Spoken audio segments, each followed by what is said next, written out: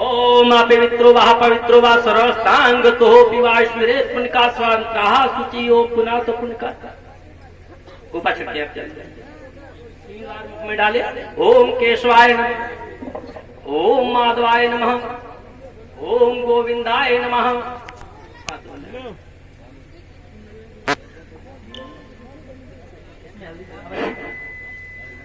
इसमें से हल्दी चावल गीता पर। ओम गजाननम भूत गणादि सेवितम कपित्त जम्बू फल चारु भक्षणम उमासुतम शोक विनाशकारकम नमामि विघ्नेश्वर पाद पंकजम गणपतये नमः। आप भी छोड़े हल्दी चावल रुमाल पर रख ले। ओम सर्वमंगल मांगल्ये शिवे सर्वासाधिके शरण्ये त्र्यंबके गौरी नारायणी नमोस्तुते चंद्रम वंदनम नरजम पूंगी फलम मिष्टान्नम समर्पयामि। इसके बाद में कथा पर हल्दी चावल आप भी छिड़के। ओम भूर्वाश्वः तत्सवितुर्वरेण्यं भर्गो देवस्य धीमहि धियो यो नः प्रचोदयात्। श्रीमद्भागवत पुराणास्य ओम विष्णु देवताय ग्राम देवताभ्यो कुल देवताभ्यो ओम ब्रह्मांडं परम शुद्धं केवलं ज्ञानमूर्तं द्वन्द्वातीतं गगनसत्तं तत्त्वमस्यादिलक्ष्यम् एकं नित्यं विमलमचलं सर्वदेशाचीभूतं भावातीत त्रिगुणरहितं सद्गुरुं तं नमामि। वसुदेव सुतं देवं कंसचारूढ मर्दनं देवकी परमानन्दं कृष्णं वन्दे जगद्गुरुम्। ओम मंगलम भगवान विष्णु ध्वजा मंगलम मंगलम पुण्यकाक्षो मंगलमय तनो हरि। ओम अस्मत् गोविंदस्य। ओम भूवाय काली काली महाकाली काली के परमेश्वरी सर्वांत करे देवी नारायणी नमोस्तुते।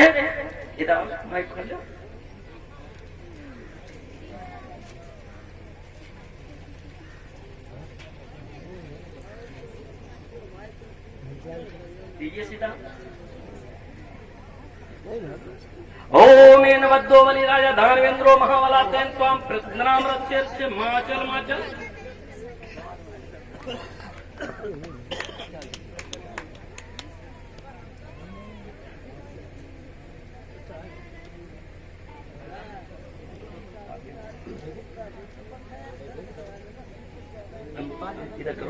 ओम नवद्दो बलि राजा धानवेंद्रो महावला तेन त्वां प्रज्ञाम रत्यस्य माचल माचल।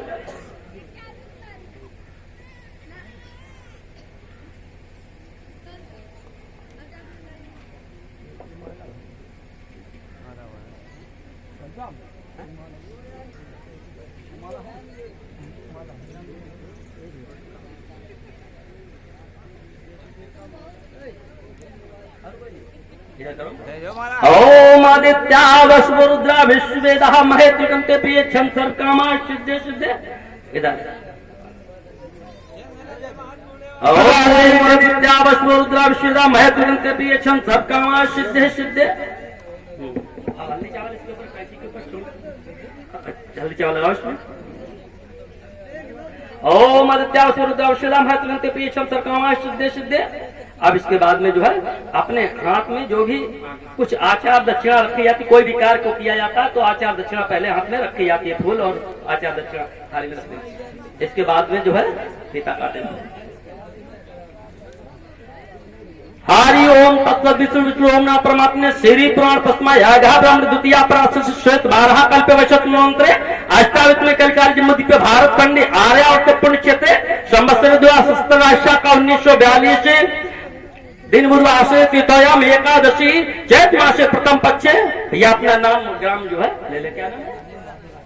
अजन बहादुर राजपूत, क्षेत्र वार्ड नंबर रसूलाबाद। प्रथम से हम जिला पंचायत सदस्य से भैया आयु जो कि आज कथा का शुभारंभ करके जो है गीता पाठ कर शुभारंभ करेंगे। ठीक है, अब जो है से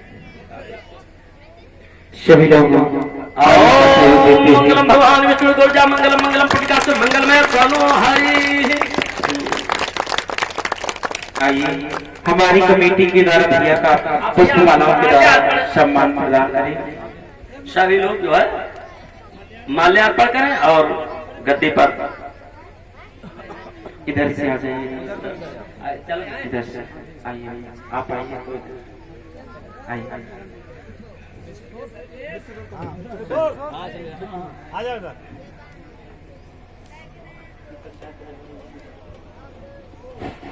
और हमारे आज व्यास जी का जो है माल्यार्पण द्वारा हमारे जिला पंचायत सदस्य जो है आज प्रथम जो कि रसूलुल्लाह प्रथम से जिला पंचायत सदस्य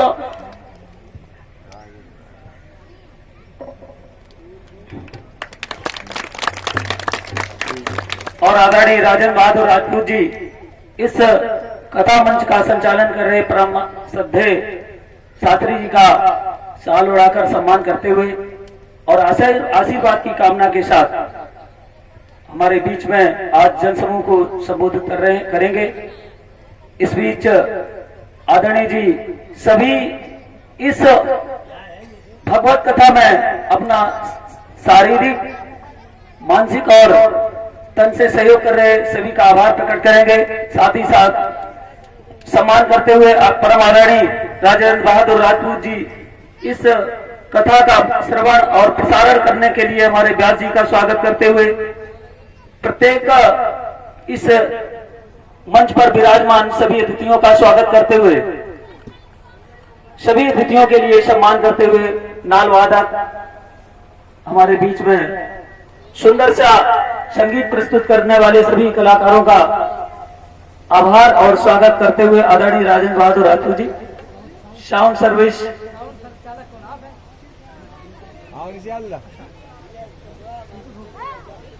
साउंड संचालक आए और हमारे आदरणीय साउंड संचालक का भी सम्मान करते हुए सभी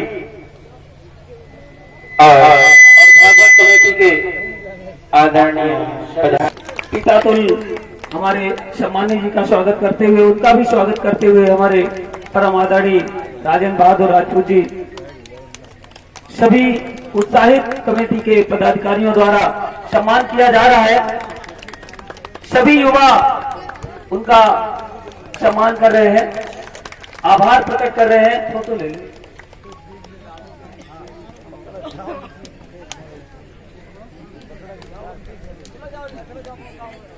सभी पदाधिकारीगण स्वागत करते हुए युवा में जोश और ये जोश बराबर बना रहेगा, आशीर्वाद रहेगा, आपका सहयोग रहेगा तो निश्चित तौर से ये जोश कम नहीं होगा।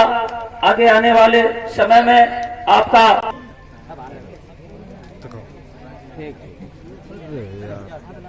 युवाओं में एक पुनः जोश नई लहर के साथ आज के मुख्य अतिथि का स्वागत करते हुए सभी युवा साथीगण इधर देख लो यार,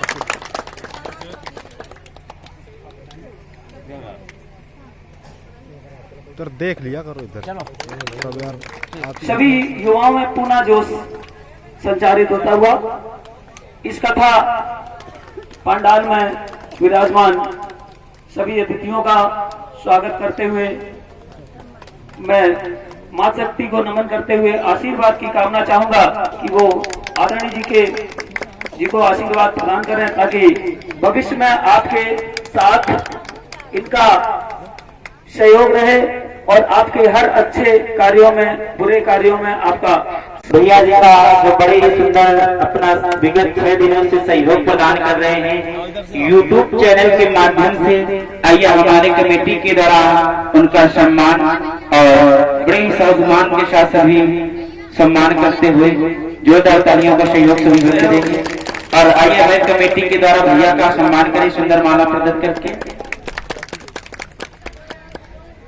इस बीच YouTube चैनल के हमारे युवा साथी अपना सम्मान बरकरार रखते हुए हमारे आदरणीय जी का स्वागत किया। आदरणीय जी ने भी आशीर्वाद दिया और कामना है कि आपका ये चैनल पूरे हिंदुस्तान में मशहूर हो, आपका नाम मशहूर हो। इस बीच मैं आमंत्रित करता हूँ परम आदरणीय आवाज बढ़ाइए, थोड़ा आवाज बढ़ाइए। ग्राम नरसिंहपुर में पास में हेलो हेलो हाँ, सर्वप्रथम मैं इस ग्राम में उपस्थित सभी ग्रामवासियों को हृदय से नमन करता हूँ, अभिनंदन करता हूँ, वंदन करता हूँ। आइए जोरदार तालियों का सहयोग करते हुए साथ ही साथ इस व्यास गद्दी पे विराजमान विद्वान कथावाचक शास्त्री जी का भी मैं हृदय से स्वागत करता हूँ, अभिनंदन करता हूँ। बहुत बहुत धन्यवाद साधुवाद आपका। भगवान से कामना करेंगे कि आपके जीवन में सदैव आपकी सभी जन समुदाय को भी मैं हृदय से स्वागत करता हूँ, अभिनंदन करता हूँ, वंदन। साथियों, ये भागवत पंडाल है, यहाँ पे कथा हो रही है, आप लोग इसका आनंद लीजिए। साथ ही साथ मैं आपसे एक निवेदन करना चाहता हूँ, इसमें जो सुनाया जा रहा है, जो आपको बताया जा रहा है, इसको जीवन में धारण करने का जरूर कष्ट करें। जो भी प्रसंग यहाँ सुनाए जाते हैं वो इसीलिए सुनाए जाते हैं कि अगर हम जीवन में धारण करेंगे तो निश्चित रूप से हमारी जिंदगी सफल होगी, उज्जवल होगी, इसमें कोई दो राय नहीं। केवल मात्र सुनने से ही नहीं, इसका अनुसरण करने से ही इसका फायदा होगा, ये हमारा कहना है। साथियों, यद्यपि ये राजनीतिक क्षेत्र नहीं है, लेकिन फिर भी मैं आपका 2 मिनट लेना चाहता हूं। साथियों, जैसा कि ये क्षेत्र पंचायत चुनाव चल रहे हैं, मैं भी यहाँ पर एक जिला पंचायत प्रत्याशी के रूप में हूँ। मैं अपने बारे में आपको संक्षिप्त बताना भी चाहूंगा कि मैं राजेंद्र बहादुर राजपूत आप ही के छोटे से गांव में उड़नवापुर का रहने वाला हूं और अभी तक आप लोगों के बीच एक बैंक प्रबंधक के रूप में कार्य करता रहा हूं। मैं आपको ये बताना चाहता हूं, आदमी की पहचान 2 तरीके से होती है।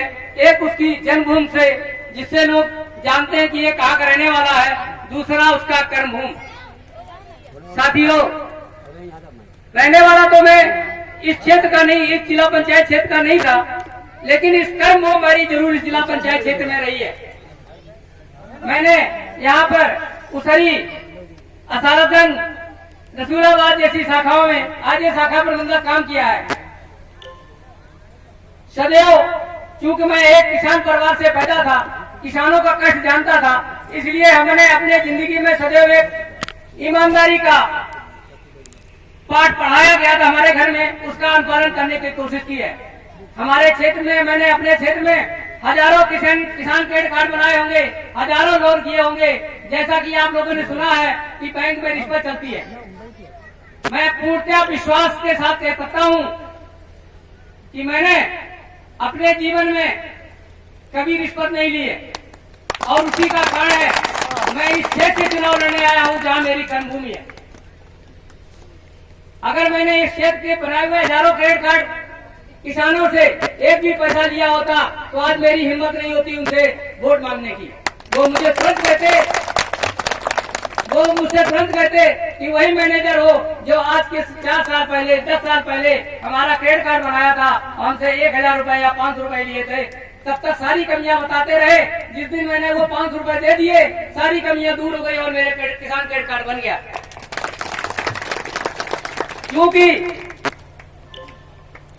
क्योंकि मैं एक किसान का बेटा था, मेरे घर में तो खेती होती थी, मैंने बटाई पे खेती खुद की है, मैंने स्वयं अपने हाथों से हल चलाया है, इसलिए किसानों का दर्द भली बात जानता था। और उसी वजह से किसी किसान से रिश्वत लेने की हिम्मत नहीं होती थी। मैं जानता था कि मैं इनसे बहुत अच्छा हूँ, मैं तो नौकरी करने लगा हूँ। और इनके घर में तो आज भी है कि एक दिन अगर सब्जी बन गई तो दूसरे दिन दाल हर घर में तो बन गई, नहीं तो सब्जी खरीदने की हिम्मत नहीं थी। और इसी को देख करके मैंने कभी भी ये लोन में किसी प्रकार का कोई पैसा या किसानों की किसी प्रकार की लोन की बात नहीं कहता हूं, किसी काम में कोई पैसा लेने की कोशिश नहीं की। जब मैं यहाँ पर आया, मैं तो देखता था, नौकरी में बंधा था, नौकरी के बंधनों से बंधे होने के कारण मैं जो यहाँ पर कमियां थी उनको कह भी नहीं सकता था। अगर कहता तो हम पर आरोप लगता, अनुशासनहीनता होती मेरी, सरकारी कर्मचारी होने के कारण मैं कोई जवाब नहीं दे सकता था। कमियां बहुत थी, आज भी है। मैं आपको एक छोटे से उदाहरण के रूप में आपको बताना चाहता हूं।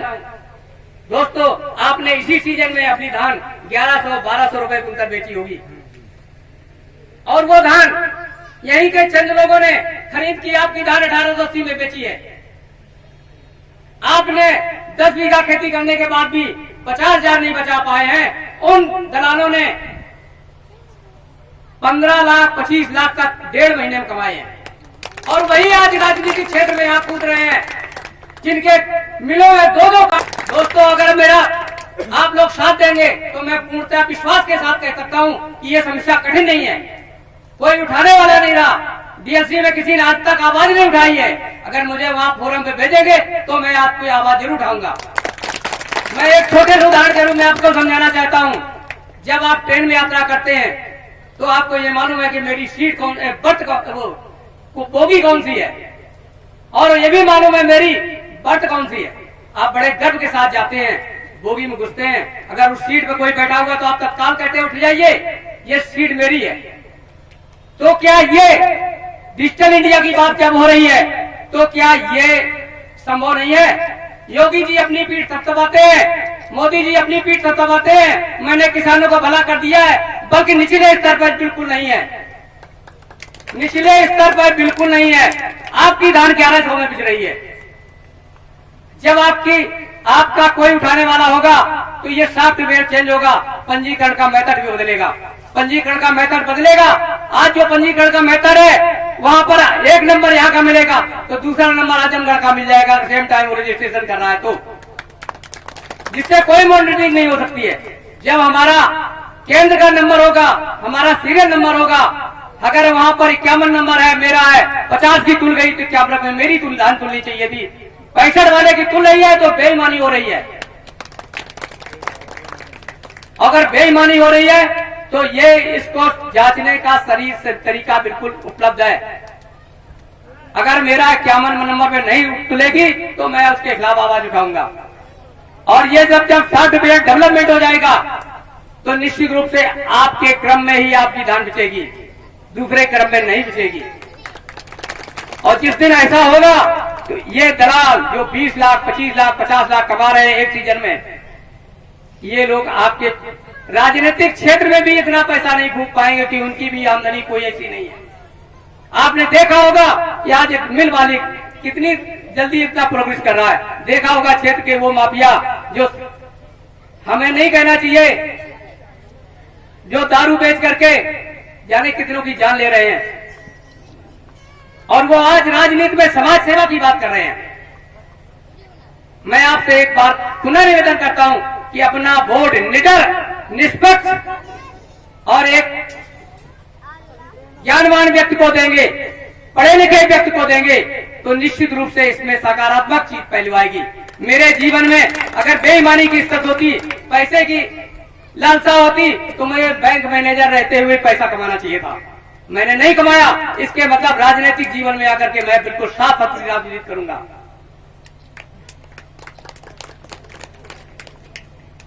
आप से मैं ज्यादा नहीं कहना चाहता हूं। अगर ये सिस्टम सुधार दिया जाए तो ये शायद पारदर्शिता हो जाएगी, भ्रष्टाचार कम होगा और आपका लाभ होगा।